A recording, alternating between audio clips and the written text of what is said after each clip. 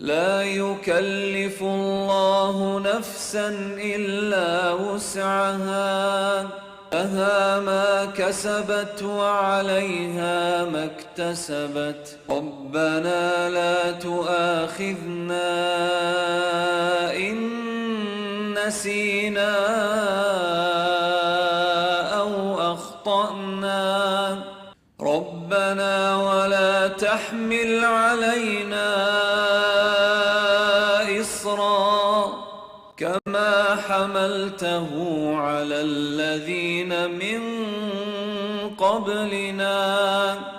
ربنا ولا تحملنا ما لا طاقة لنا به، واعف عنا واغفر لنا وارحمنا، أنت مولانا